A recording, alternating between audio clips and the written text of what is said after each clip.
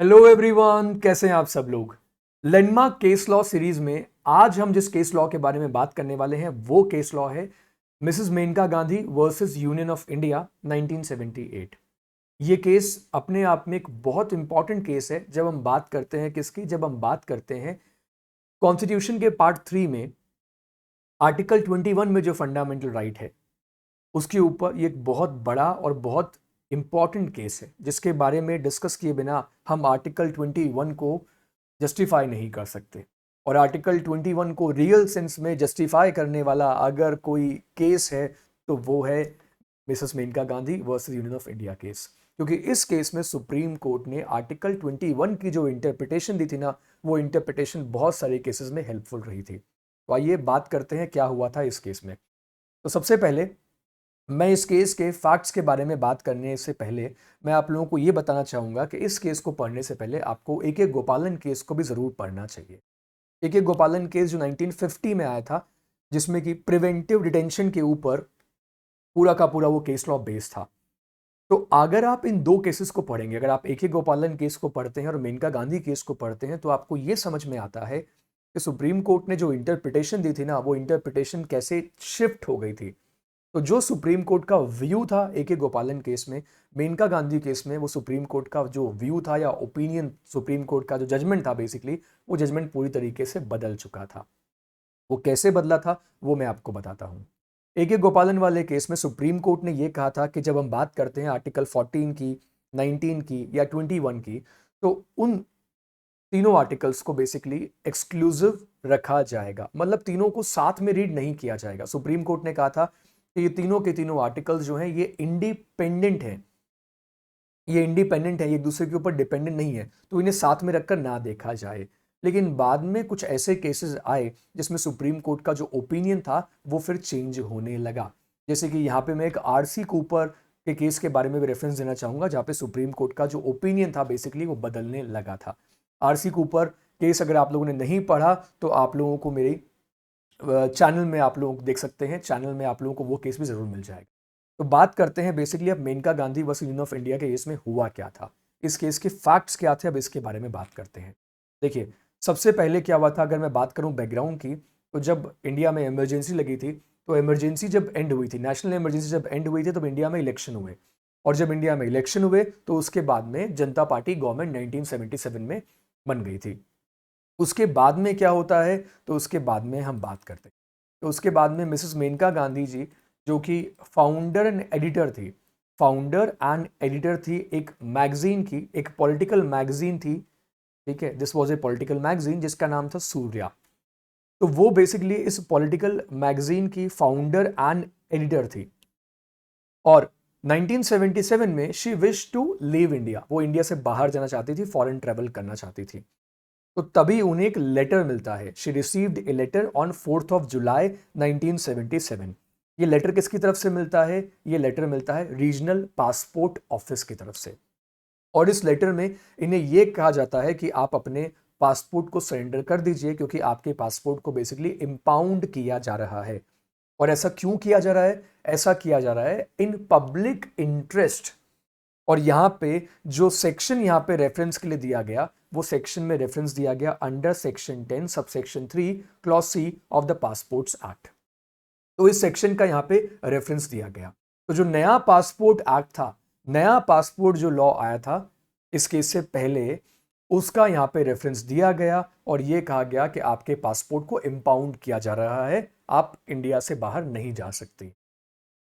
यहां पे एक इंपॉर्टेंट बात यह है कि इनके पासपोर्ट को इंपाउंड करने से पहले इन्हें reasonable opportunity of being heard नहीं दी गई थी, ठीक है। तो she was not given the opportunity of being heard, अपनी बात रखने का इन्हें मौका ही नहीं मिला था। और इनके पासपोर्ट को इंपाउंड करने का ऑर्डर दे दिया और यह कहा था कि आपको अगले 7 दिन में क्या करना है, अपने पासपोर्ट को सरेंडर करना है। इन्होंने, मेनका गांधी जी ने एक लेटर लिखा, इन्होंने एक लेटर लिखा किसको, और रीजंस पूछे, रीजंस पूछे पासपोर्ट ऑफिसर से कि क्या रीजन है, किस वजह से मेरे पासपोर्ट को इंपाउंड किया जा रहा है। लेकिन रिप्लाई क्या आता है कि it is in the interest of general public, कि हम आपको इसकी कॉपी नहीं दे सकते, हम आपको रीजंस की कॉपी नहीं दे सकते कि आपके पासपोर्ट को क्यों इंपाउंड किया जा रहा है। So getting my point, Maneka Gandhi ji India से बाहर ट्रेवल करना चाहती थी और उनके पासपोर्ट को इम्पाउंड कर लिया।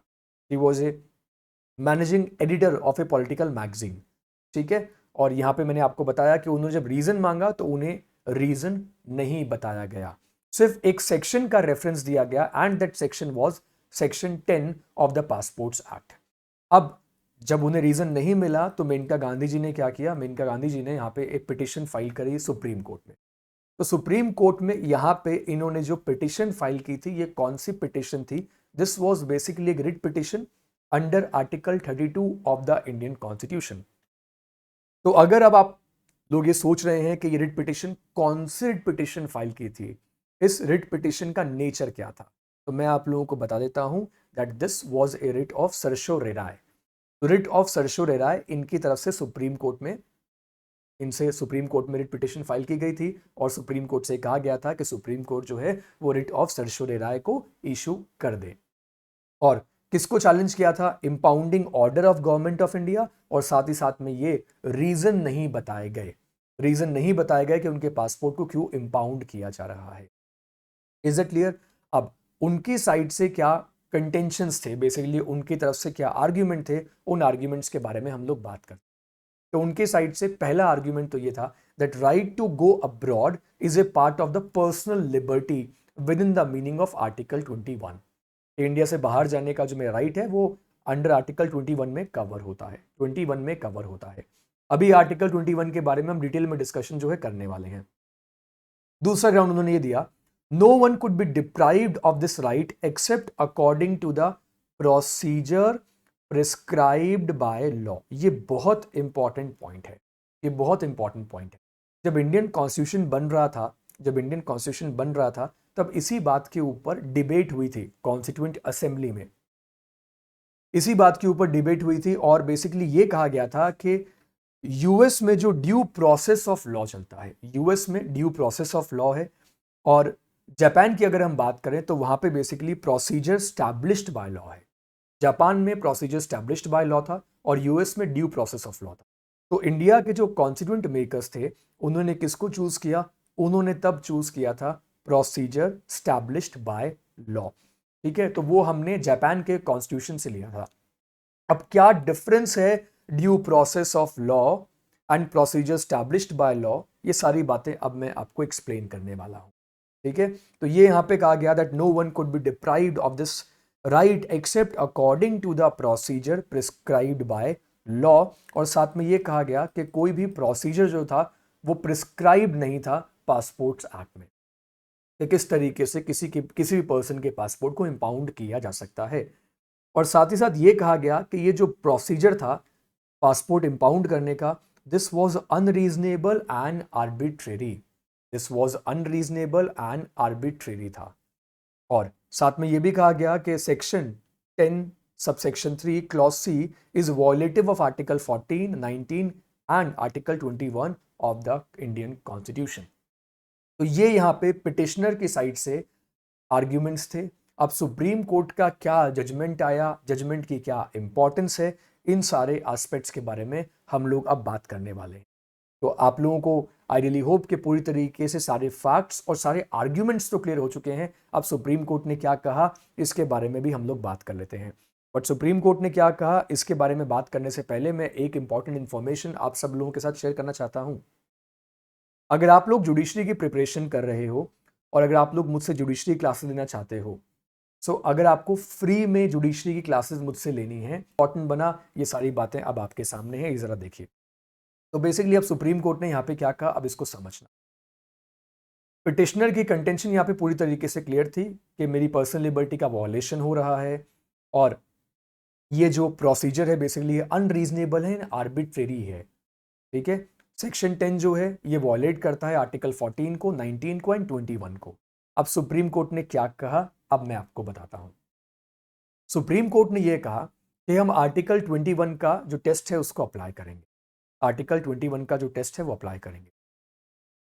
यहां पे मैं आपको बताना चाहूंगा जो आपको याद रखने वाला पॉइंट है, जो कई बार एग्जाम से पूछा जाता है। AK गोपालन वाला केस एक ऐसा केस है जिसमें सुप्रीम कोर्ट का जजमेंट पूरी तरीके से डिफरेंट था, पूरी तरीके से डिफरेंट था। जिसमें कि सुप्रीम कोर्ट ने ये कहा था कि सारे आर्टिकल्स को अलग अलग रख के देखा जाएगा, अलग अलग रख के देखा जाएगा। लेकिन मेनका गांधी का जब केस आया, Mrs Maneka Gandhi Union of India का जब केस आया, तो इसमें सुप्रीम कोर्ट ने यह कहा कि तीनों आर्टिकल्स को हम साथ में रखकर देखेंगे। तो वो जो एक्सक्लूसिविटी वाला कॉन्सेप्ट जो था, जो ए के गोपालन वाले केस में था, वो सुप्रीम कोर्ट ने उससे एकदम डिफरेंट अपना जजमेंट दिया, अपना पूरा जजमेंट दिया। तो आप कई बार जब इस केस को पढ़ते हो तो आप एक कॉन्सेप्ट पढ़ते हो, गोल्डन ट्राइंगल। गोल्डन ट्राइंगल, तो ये गोल्डन ट्राइंगल क्या है? बेसिकली ये golden triangle article 14, article 19 and article 21 बनाते हैं।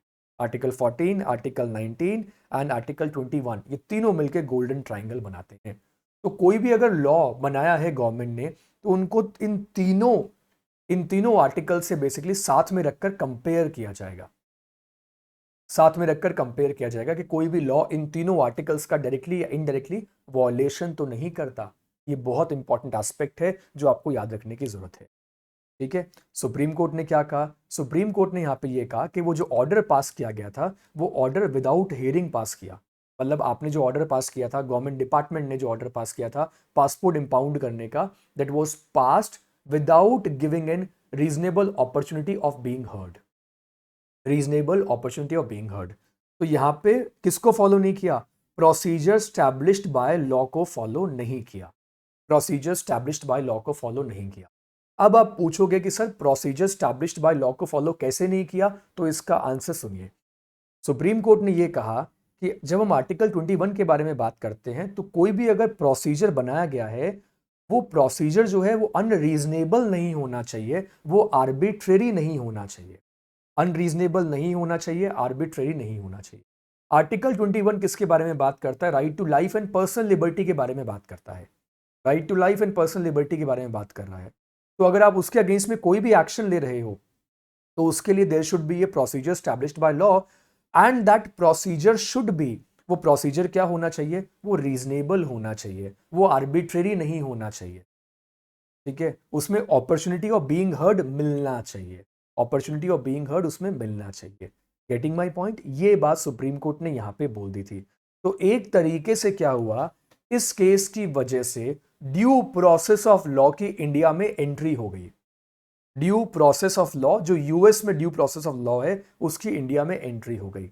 अगर आप पूछोगे कि इंडिया में एंट्री कैसे हो गई, तो उसका जवाब यह है कि प्रोसीजर स्टैब्लिश्ड बाय लॉ में जब रीजनेबलनेस हो, जब प्रोसीजर स्टैब्लिश्ड बाय लॉ में जब रीजनेबलनेस हो, जब वो आर्बिट्रेरी ना हो, जब वो आर्बिट्रेरी ना हो, तब वो क्या बनता है? तब वो बन गया एक तरीके से ड्यू प्रोसेस ऑफ लॉ।